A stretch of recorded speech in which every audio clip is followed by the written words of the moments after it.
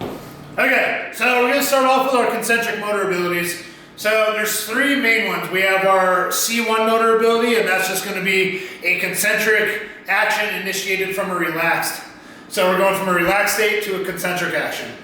C2 is going to be going from an isometric muscle action to a concentric one, and C3 is going to be going from eccentric action into an isometric one into a concentric action, even if that isometric muscle action is very brief.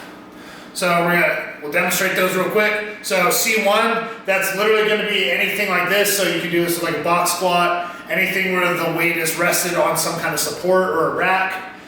All right, so for the C1 muscle action, we're just going from a relaxed muscle action into a concentric one. So in this case, we're going to do a shoulder press. The weight's resting on racks here on some kind of support, and then we're just going to start from relaxed, and we're just going to press it up as fast as we can.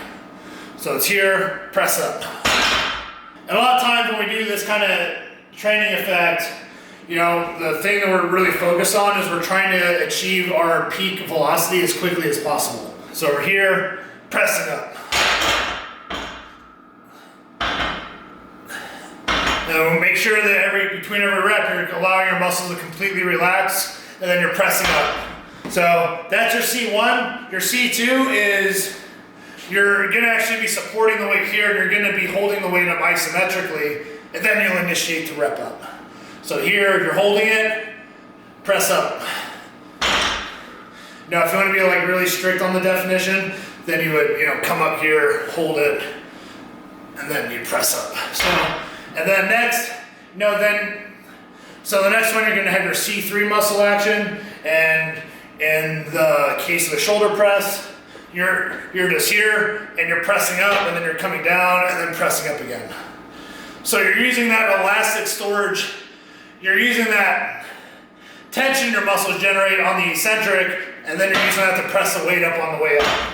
So that's all the C3 action. That's your main, your C1, your C2, and your C3 movements.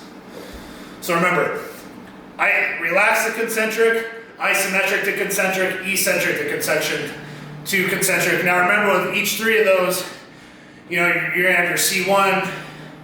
So when you look at the force velocity curve, it's gonna branch off into three branches. So the C1 is gonna be the one where you can generate the least amount of force with. C2, you're gonna be able to generate more than C1, but less than C3. So C3 out of the concentric dominated motor abilities, the C3 movements are gonna be the ones that allow you to produce the most force.